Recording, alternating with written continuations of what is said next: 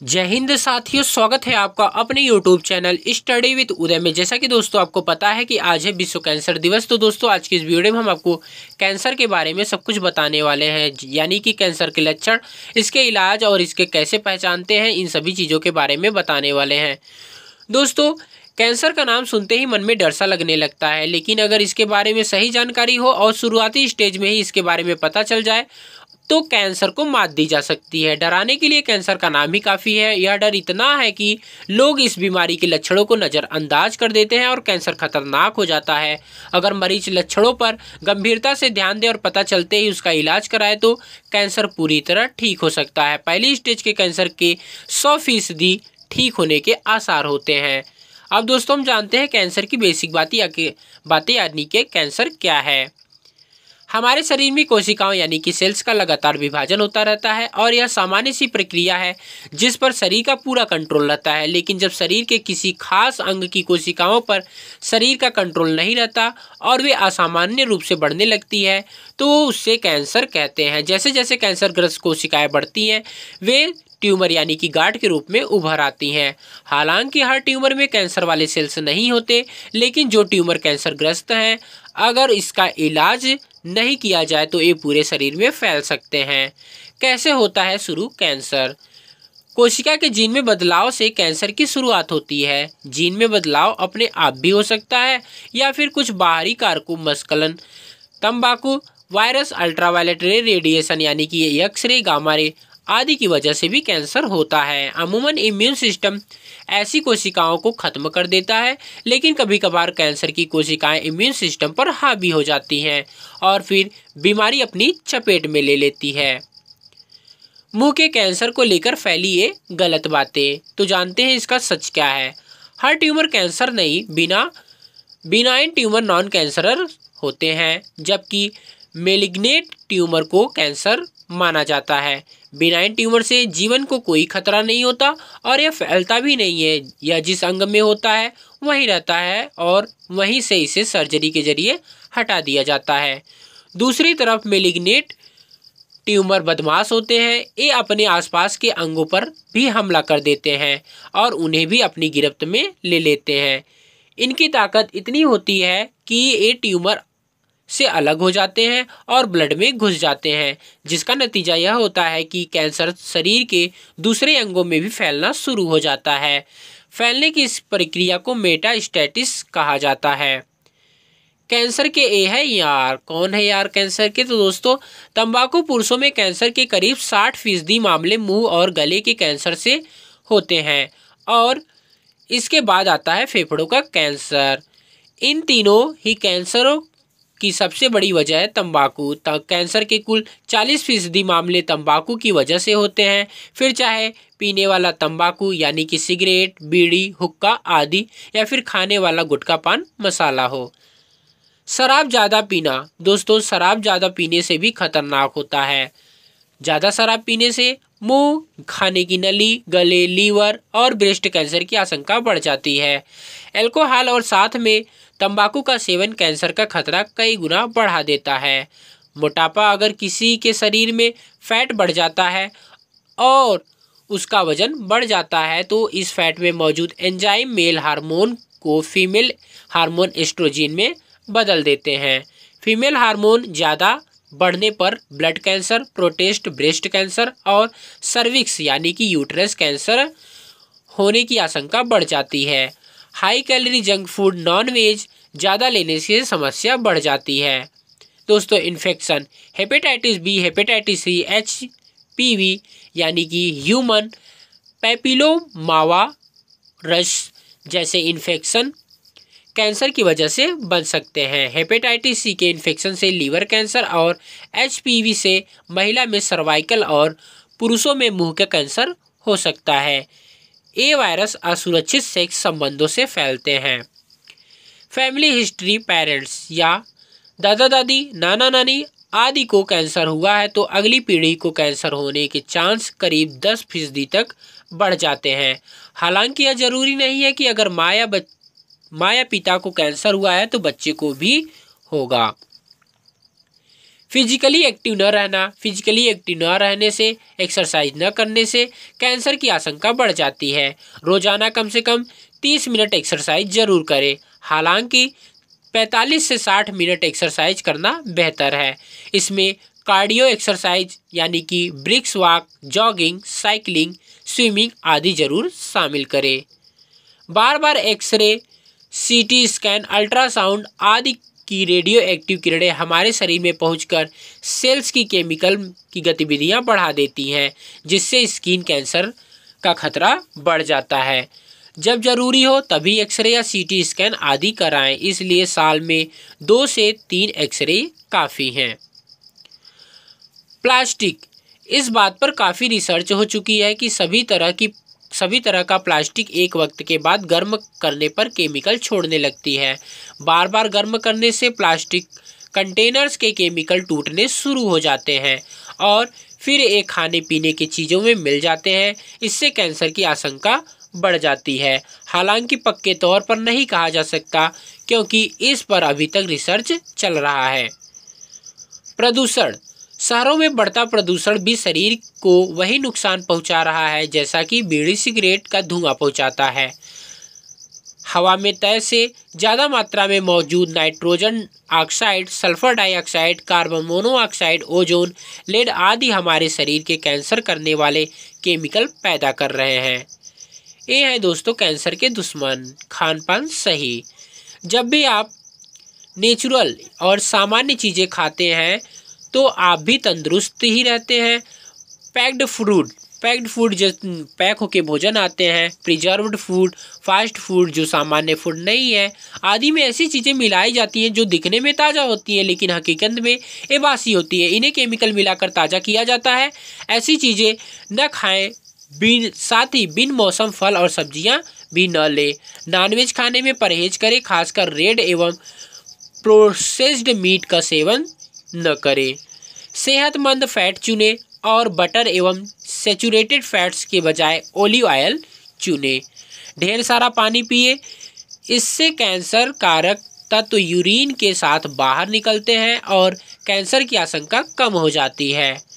Lifestyle दुरुस्त, हम बचपन से जिस तरह जीते आए हैं उसी तरह आगे भी जीना चाहिए। ऐसा ना हो कि गांव या छोटे शहरों आने पर या दूसरों की देखा देखी अपनी अच्छी आदतों को भी बदल ले।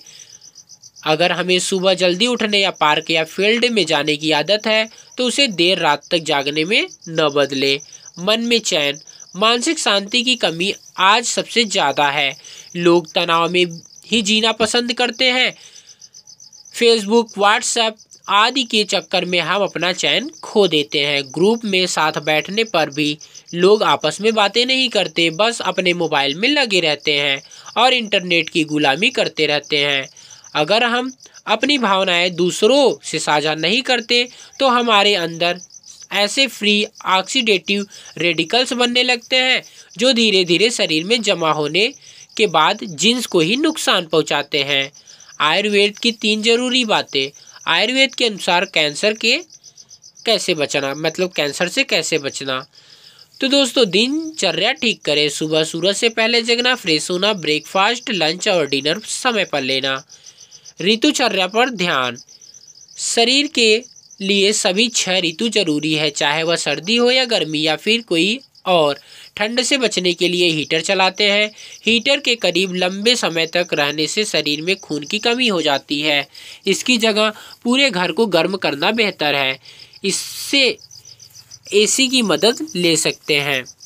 जब कमरे का तापमान 23 डिग्री सेल्सियस से कम हो, यह सेहत के लिए हानिकारक है। मौसमी फल और सब्जियां ही खाना सबसे बेहतरीन उपाय है। सद्व्रत का पालन, पॉजिटिव थिंकिंग जरूरी है, चाहे वह अपने बारे में हो या फिर किसी और के बारे में। ऐसे करें कैंसर का पहचान।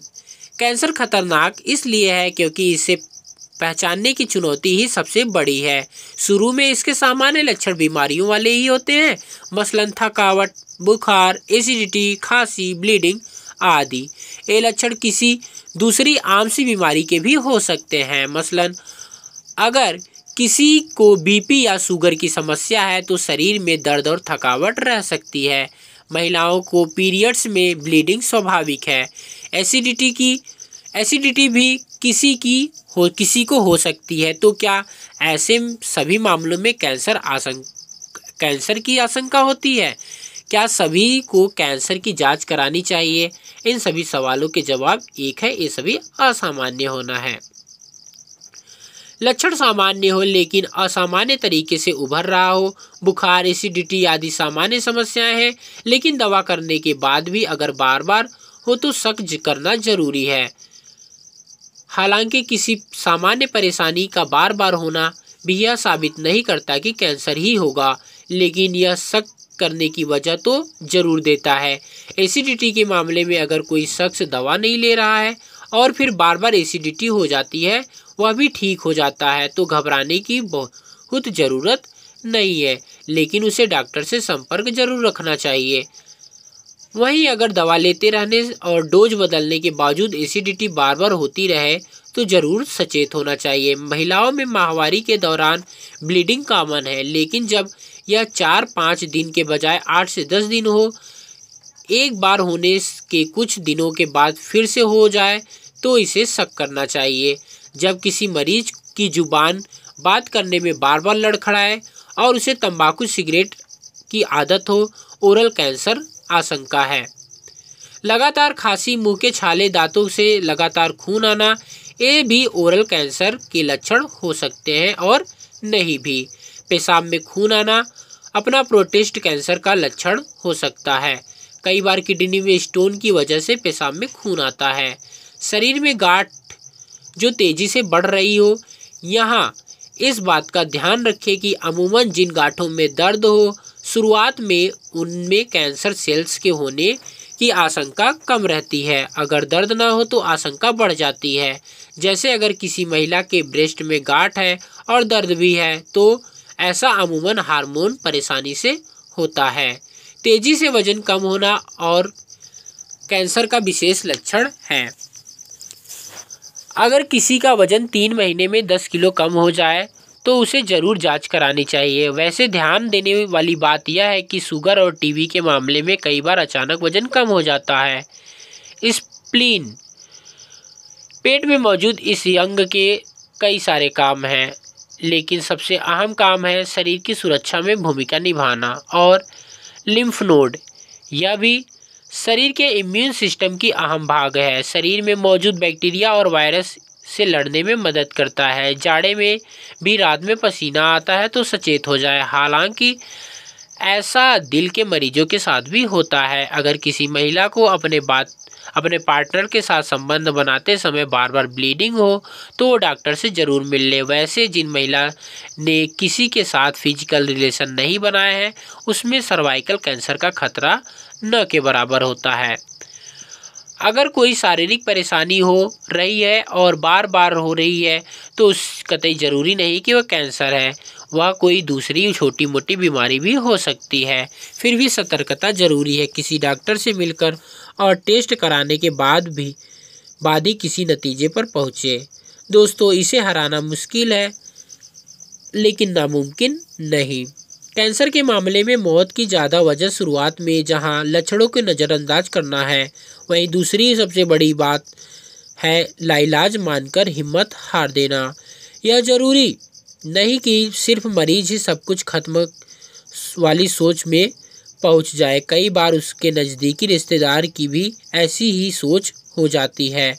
हकीकत यह है कि जब किसी लड़ाई में हिम्मत पहले ही हार जाए तो जंग शुरू होने से पहले ही दुश्मन के पक्ष में हो चला जाना होता है।